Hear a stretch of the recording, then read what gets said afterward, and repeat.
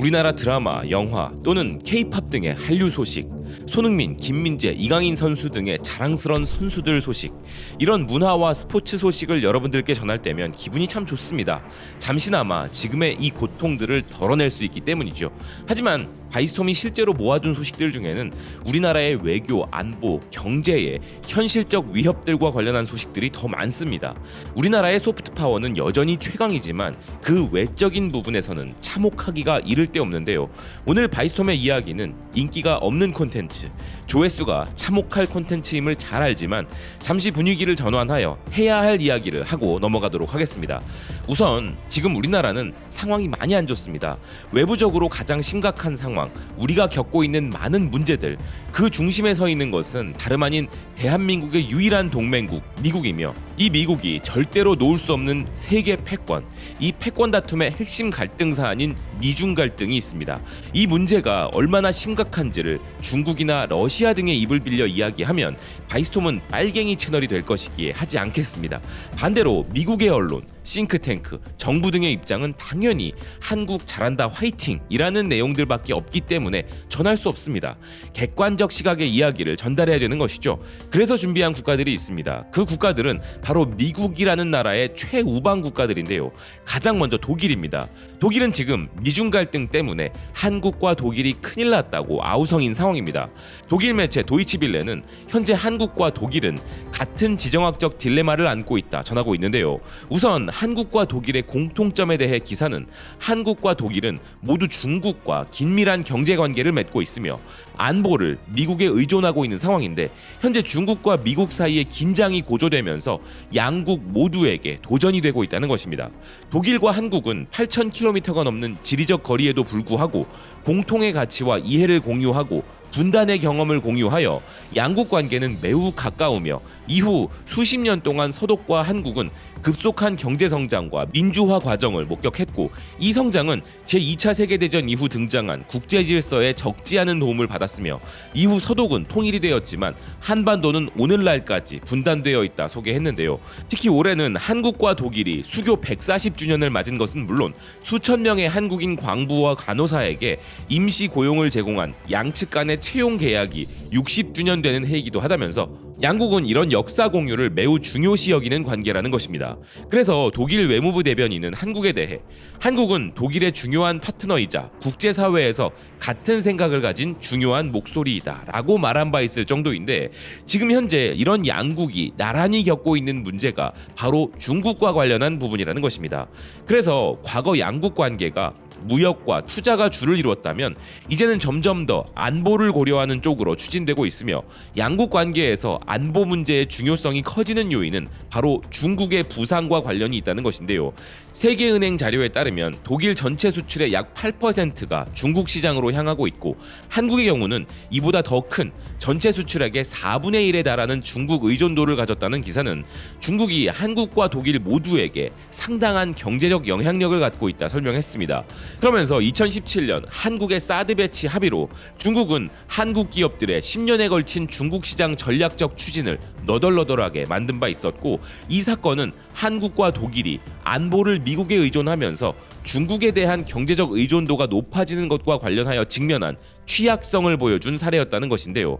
그리고 지금 2023년 현재 미중 간의 지정학적 긴장은 더욱 고조되어 이것이 만약 냉전 시대 같은 세계 양극화로 이어질 경우 수출 의존 경제를 가진 독일과 한국은 더 큰 타격을 입을 수 있다는 것입니다. 즉 독일과 같은 미국의 유럽 최우방 국가 역시 미중 갈등의 엄청난 여파를 피할 수 없는 것이며, 독일 입장에서 보았을 때는 자신들만 그런 것이 아니라 자신들보다 더 치명적인 피해를 입게 될 국가가 바로 우리나라라는 것인데요. 또 다른 나라는 바로 프랑스입니다.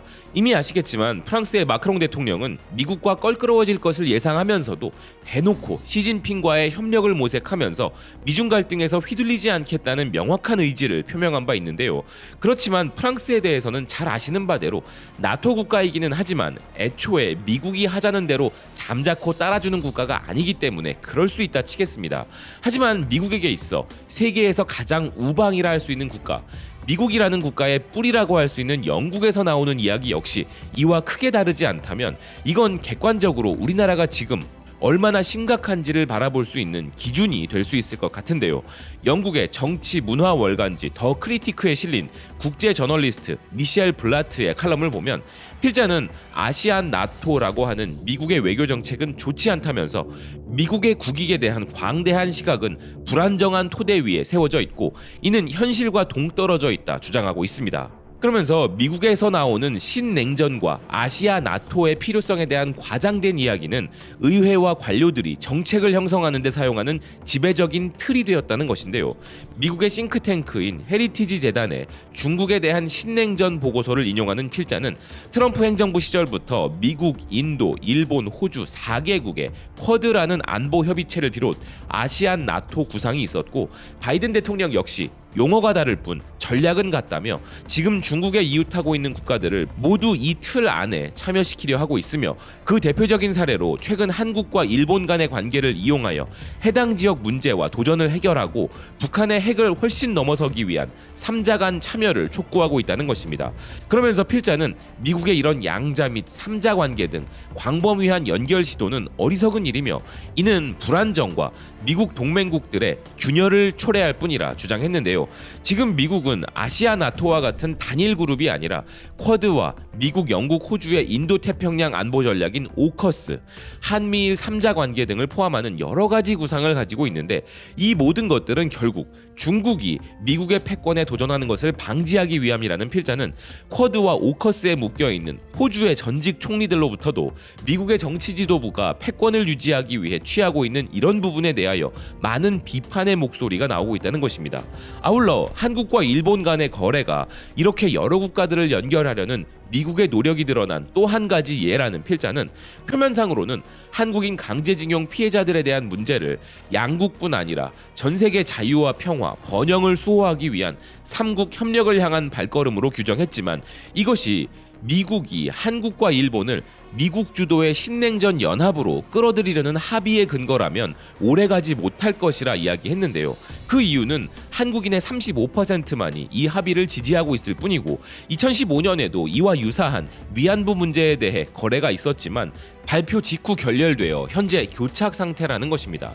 이외에도 현재 미국은 지구촌 곳곳에서 패권을 추구하며 문제를 일으키고 있다는 필자는 이는 애초에 불안정한 기초 위에 세워진 전략이기에 일관성 없는 관계와 덧없는 정책을 유지할 수밖에 없고 민주주의라고 하는 미사여구 뒤에 미국의 헤게모니 추구를 숨기는 것은 위선적인 미국의 이미지를 만들어낼 수밖에 없다는 것인데요. 석유 족장과 악수하는 것이나 힌두 민족주의자인 인도를 자유롭고 개방된 태평양의 지지자로 선전하는 것, 이러한 것들이 바로 그러한 예이며 정작 미국이 돕고 있다고 하는 국가들로부터 분노를 일으키고 있다는 것입니다. 결론적으로 명시적이든 묵시적이든 아시아 나토는 그 임무를 수행하지 못하고 더 많은 불안정을 야기할 것이라 필자는 전망하고 있는데요. 미국의 패권을 위한 강제 연합, 강제 동맹 연결 등의 시도는 결국 불가능하며 미국의 위선만 더욱 드러낼 뿐이라는 것이죠. 그러면 앞으로 우리나라가 외교, 안보, 경제에 있어서 이 문제로 고생 좀 하겠구나 라는 의미로 전해드린 소식이 아닙니다.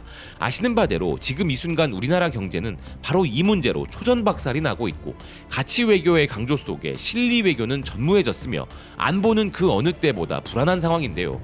이는 여야의 문제가 아닙니다. 1992년 중국과의 수교 이래 우리나라 정부들은 여야 구분 없이 진보냐 보수냐를 따지지 않고 중국과 넘지 말아야 할 선을 넘은 적이 없습니다. 단 한 번 사드 배치로 무슨 일이 벌어지는지를 확인한 적은 있지만 말입니다. 미국과 중국 간의 전략적 모호성을 버리는 순간 우리는 우리 무역의 4분의 1을 걸게 되는 것이죠. 중국과의 관계에서 실리를 우선하며 모호성을 가져가는 것이 나쁜 것일까요? 정작 미국은 지금 이 순간에도 대만에 대한 전략적 모호성으로 대만을 국가로 인정하지 않는 모순을 선보이며 중국과의 마지막 울타리를 조정 중이죠. 그리고 그렇게 배제하겠다는 중국의 배터리는 미국에서 생산될 상황입니다. 일본 역시 러시아에게 우크라이나 그만 괴롭히라면서도 그 어느 때보다 막대한 양의 러시아 에너지를 수입하고 있고 때는 이때다 하는 정신으로 군사 재무장을 시작하고 있다는 사실 잘 아실 텐데요. 중국이 이 갈등 속에서 가장 큰 배신감을 느끼고 만약 미래에 경제보복을 가한다면 그 대상은 일본은 아닐 것입니다.